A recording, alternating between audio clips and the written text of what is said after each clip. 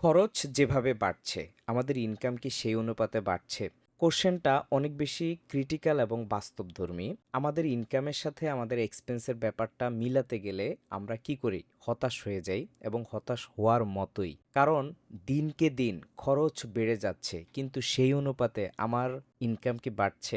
বাড়ছে কিন্তু না। খুব কম মানুষই মার্কেট অ্যাডাপ্ট করে নিজের ইনকামটাকে ডাবল করতে পারে, বাট সবাই পারে না।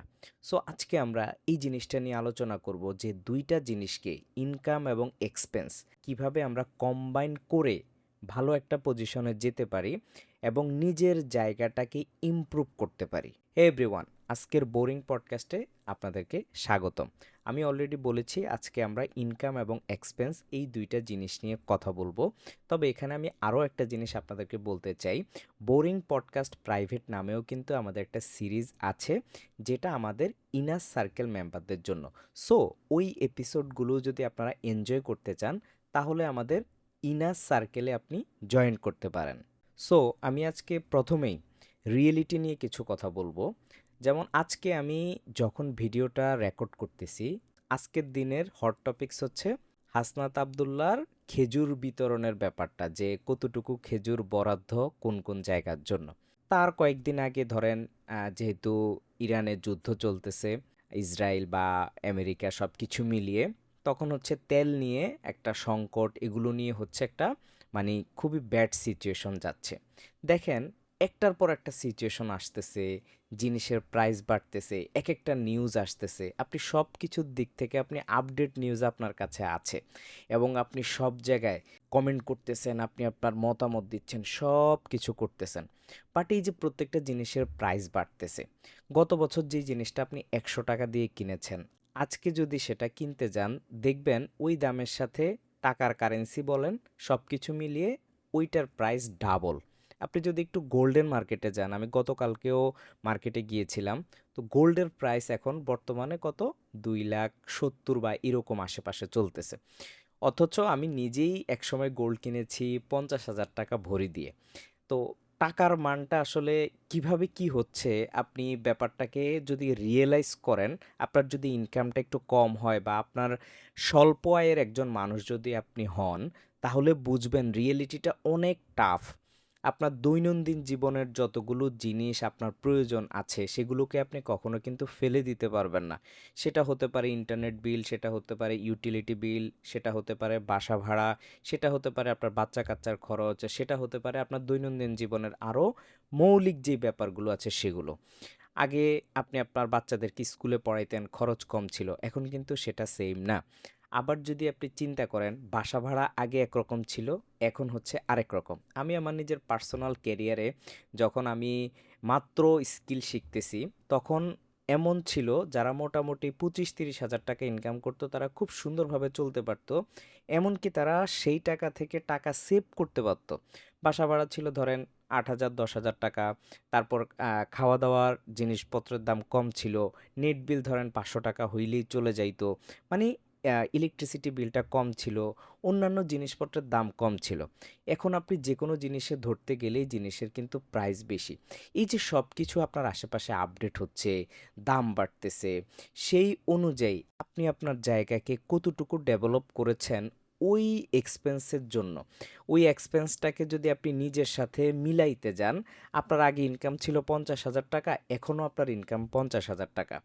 আপনার খরচ কিন্তু ঠিকই বাড়ছে, কিন্তু আপনার ইনকাম দেখা গেছে আরও ডাউন হচ্ছে, আপ হচ্ছে না।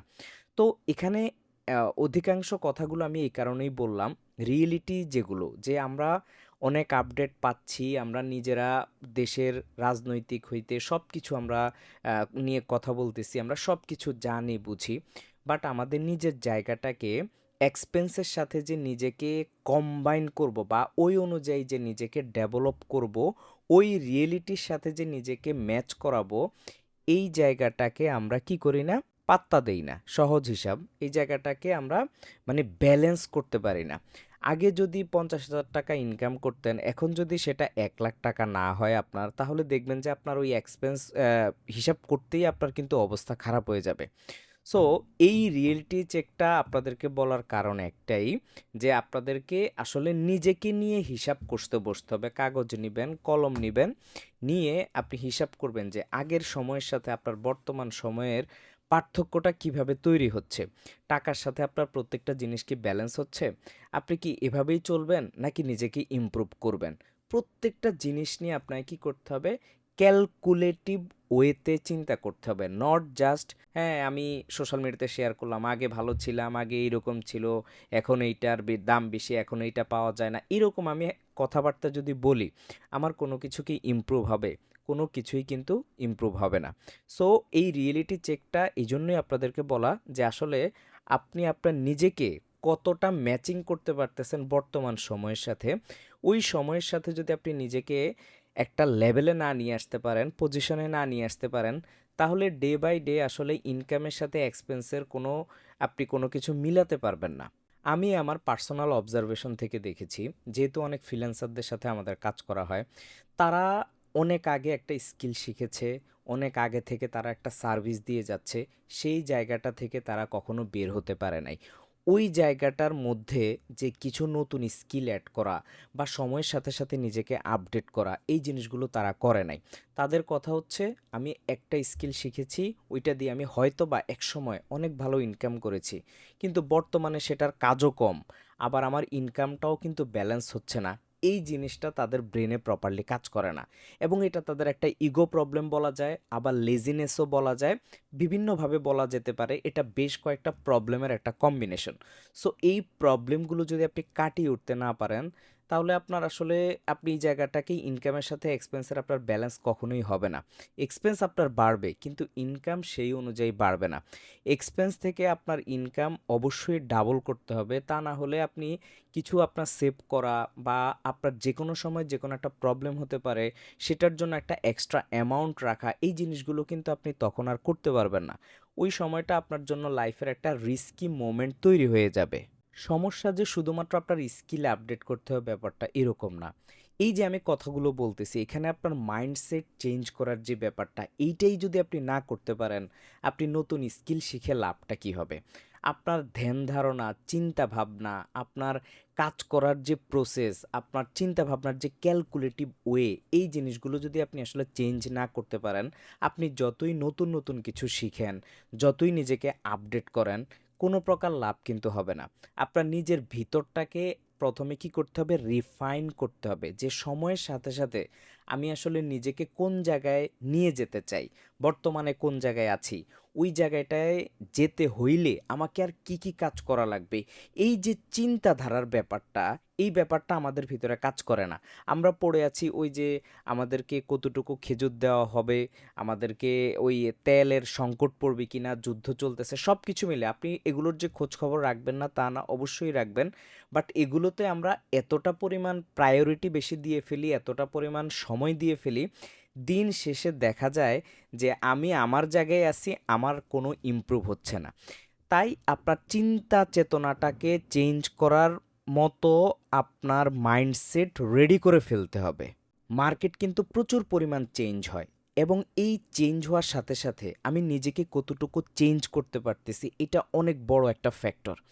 আমি যেই প্রফেশনেই আছি না কেন, সেটার সাথে মার্কেটের কোন ব্যাপারটা ভালোভাবে খাপ খায়, এই জিনিসটা আমাকে পয়েন্ট আউট করতে হবে।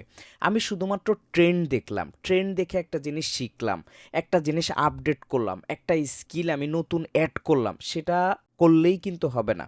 শুধুমাত্র ট্রেন্ডি জিনিস করলে হয় না। মার্কেটের সিচুয়েশনগুলো আপনাকে অবজার্ভ করা শিখতে হবে, যে মার্কেট কী চায়, মার্কেটের পিপলগুলো কী চায়। এই জিনিসগুলো যখন আপনি নিজে অবজার্ভ করতে পারবেন, তখন আপনি বুঝতে পারবেন যে কোন ধরনের জিনিসগুলো অ্যাড করলে বা আপ লেভেল করলে আপনার স্কিলটা মোর ভ্যালুয়েবল হবে বর্তমান সময়ের সাথে, বর্তমান ট্রেন্ডের সাথে। সো আপনি যদি আপনার ইনকামকে গ্রোথ করতে চান, তাহলে আপনার স্কিলটাকে একটা হাই ভ্যালুড স্কিল, যেটার মার্কেটে ডিমান্ড আছে, এই দুইটা জিনিসকে সমন্বয় করতে হবে। আপনার স্কিলটাও হাই ভ্যালুড হতে হবে, এবং মার্কেটে সেটার প্রপার ডিমান্ড আছে কিনা সেটা চেক করে আপনাকে মাঠে নামতে হবে। আদারওয়াইজ আপনি যদি পুরনো আমলে পড়ে থাকেন, তাহলে আপনি কখনো আপনার ইনকামটাকে গ্রোথ করতে পারবেন না। আপনার এক্সপেন্স বেড়ে যাবে। এক্সপেন্সটাকে আপনি ধরে রাখতে পারবেন না। বাট ইনকামটা আপনার সেই ঠিক আগের জায়গায় কিন্তু রয়ে যাবে। সো এই ২ টা জিনিসকে আপনি যখন অবজার্ভ করে নিজের জন্য একটা সিস্টেম বিল্ড করবেন, তখনই দেখবেন যে আপনার আর্নিংয়ের ফর্মুলাটা কিন্তু গ্রোথ হওয়া শুরু করবে অন্যান্যদের থেকে। দেখেন, ইনকাম কিন্তু কখনো নিজে, নিজে বাড়বে না। আপনাকেই এটার পিছনে চেষ্টা করে যেতে হবে, আপনার মাইন্ডসেট চেঞ্জ করতে হবে। যখন আপনি এই জিনিসগুলোকে চেঞ্জ করবেন, তখন দেখবেন যে আপনার এনভায়রনমেন্ট, ইনকাম সবকিছু চেঞ্জ হওয়া শুরু করছে। আপনি যদি ওই জাস্ট পলিটিক্যাল ব্যাপার, আজকে কি হইছে, কালকে কি হচ্ছে, পরশু কি হবে, এই জিনিসগুলো নিয়ে সারাদিন পড়ে থাকেন, তাহলে কি আপনার এই ডেভেলপগুলো করা সম্ভব?